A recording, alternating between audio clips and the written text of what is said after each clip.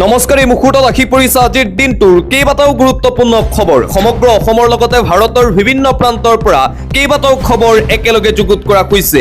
দিবলৈ চোৱা আজিৰ দিনটোৰ প্ৰথমটো ব্ৰেকিং নিউজ। কাইলৈ স্বাধীনতা দিৱস আৰু স্বাধীনতা দিৱসৰ প্ৰাকক্ষণত কুটাঘাত সংঘটিত হৈছে। অৰুণাচলৰ চাংলাং জিলাত আছাম ৰাইফলছৰ শিবিৰত আক্ৰমণ কৰিছে উগ্ৰপন্থীয়ে। উগ্ৰপন্থীৰ ফালৰ পৰা এই ভয়ংকৰ আক্ৰমণ কৰা হৈছে। 15 পৰা 20 মিনিট সময় ধৰি আছাম ৰাইফলছ আৰু উগ্ৰপন্থীৰ মাজত প্ৰচণ্ড গুলিয়াগুলি সংঘটিত হৈছে বুলি জানিব পৰা গৈছে। ঘটনাৰ পাছতেই সমগ্ৰ অঞ্চলটোত বৃদ্ধি কৰা হৈছে নিৰাপত্তা ব্যৱস্থা। আৰু কাইলৈ স্বাধীনতা দিৱস আৰু স্বাধীনতা দিৱসৰ প্ৰাকক্ষণতেই অৰুণাচলৰ চাংলাং জিলাত আছাম ৰাইফলছৰ শিবিৰত এই ভয়ংকৰ আক্ৰমণ সংঘটিত কৰিছে উগ্ৰপন্থীয়ে। দিবলৈ চোৱা আন এটা অতিকৈ গুৰুত্বপূৰ্ণ খবৰ। কাইলৈ স্বাধীনতা দিৱস আৰু স্বাধীনতা দিৱসৰ দিনটোতেই অখিল গগৈয়ে কৰিব প্ৰতিবাদ। স্বাধীনতা দিৱসৰ দিনাই অনশনত নামিব বিধায়ক অখিল গগৈ। চৰকাৰৰ বিৰুদ্ধে কাইলৈৰ দিনটোত এই প্ৰতিবাদ কৰিব বিধায়ক অখিল গগৈয়ে। প্ৰতিটো বন্যাৰ্ত পৰিয়ালক 10 লাখ টকাৰ ক্ষতিপূৰণ দিয়াৰ দাবীৰে প্ৰতিবাদত নামিব অখিল গগৈ। মহা প্ৰলয়ৰ আঁৰত জড়িত কাৰণ উদ্ঘাটন, দোষীৰ শাস্তিৰ বাবে CBI তদন্তৰ দাবী, সকলো ধৰ্মীয় অনুষ্ঠান, শিক্ষানুষ্ঠান, ৰাস্তা দলঙৰ পুনৰ নিৰ্মাণৰ দাবীৰে কাইলৈ স্বাধীনতা দিৱসৰ দিনটোতেই প্ৰতিবাদী কাৰ্যসূচী গ্ৰহণ কৰিছে শিৱসাগৰ সমষ্টিৰ বিধায়ক তথা ৰাইজৰ দলৰ সভাপতি অখিল গগৈয়ে। অন্য এটা খবৰ, অৰুণাচলী আৰক্ষীয়ে অসমীয়াৰ ওপৰত গুলীচালনা কৰাৰ পিছতেই পুনৰবাৰ সৰব হৈ পৰিছে শৃংখল চলিহা। সীমান্তবাসী অসমীয়া লোকক চৰকাৰৰ ফালৰ পৰা AK-47 দিয়াৰ ব্যৱস্থা কৰিব লাগে বুলি দাবী উত্থাপন কৰিছে শৃংখল চলিহাই। অৰুণাচলীয়ে হাতে হাতে বন্দুক লৈ আহিব, আমি কি হেতালৈ যুঁজিম নেকি? সীমান্তত থকা মানুহবোৰৰ হাতে হাতে এটাকৈ অস্ত্ৰ দিয়ক চৰকাৰে।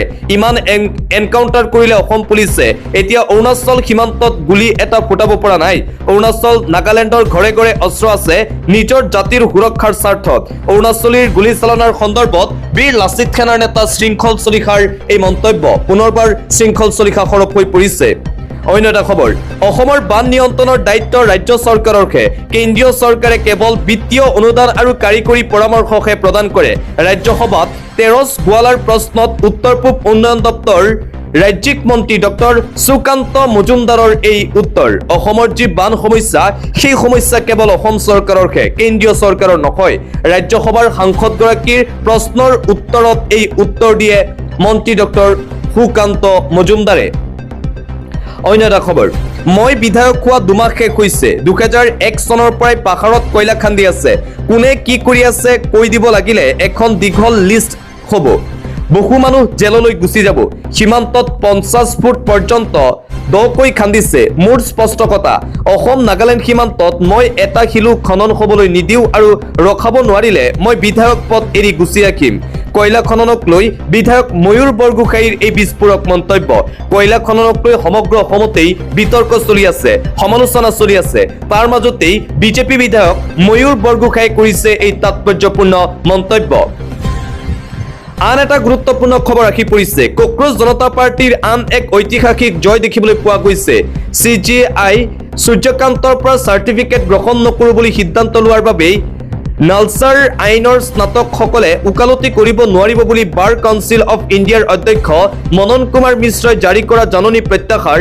ছ'চিয়েল মিডিয়াৰ জৰিয়তে কক্ৰোচ জনতা পাৰ্টিৰ মুখ্য মুখপাত্ৰ সৌৰভ দাসে মনন কুমাৰ মিশ্ৰক প্ৰত্যাহ্বান জনাই তেওঁ বিজেপিৰ সাংসদ আৰু লগতে 14 বছৰে কিদৰে বাৰ কাউন্সিল অফ ইণ্ডিয়াৰ অধ্যক্ষ হৈ আছে বিষয়টো চাব লাগিব বুলি ঘোষণা কৰাৰ পাছতেই প্ৰত্যাহাৰ কৰে এই জাননী। পুনৰবাৰ কক্ৰোচ জনতা পাৰ্টিৰ আন এক বৃহৎ আৰু ঐতিহাসিক জয় দেখিবলৈ পোৱা গৈছে।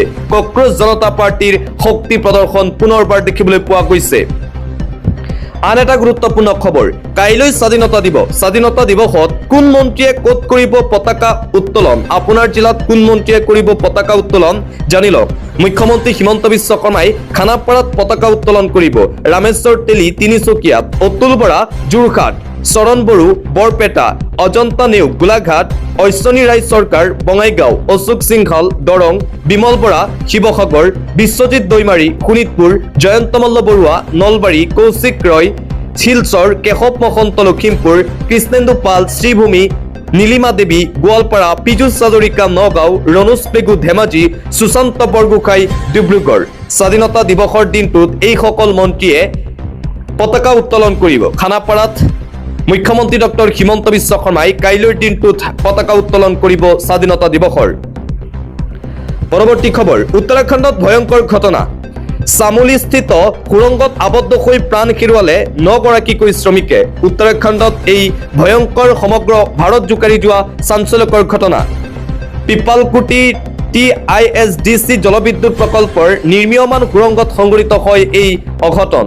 সুৰংগত পানী সোমোৱাৰ ফলত আবদ্ধ হৈ পৰিছিল শ্ৰমিকসকল আৰু 9 গৰাকীকৈ শ্ৰমিকে প্ৰাণ হেৰুৱাইছে উত্তৰাখণ্ডত। সমগ্ৰ ভাৰততেই শোকৰ ছাঁ বিৰাজ কৰিছে এই ঘটনা পোহৰলৈ অহাৰ পিছতেই।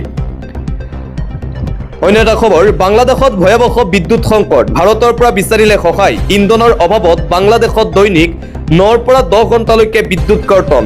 শক্তি সঞ্চয়ৰ বাবে নিশা 8 বজাৰ লগে লগেই বজাৰ শ্বপিং মল বন্ধ কৰাৰ নিৰ্দেশ। অতিৰিক্ত ডিজেল যোগান ধৰিবলৈ ভাৰতক অনুৰোধ বাংলাদেশ চৰকাৰৰ। বাংলাদেশে পুনৰবাৰ ভাৰতৰ ওচৰত খুজিছে ভিক্ষা। বাংলাদেশত দেখিবলৈ পোৱা গৈছে বিদ্যুৎৰ নাটনি।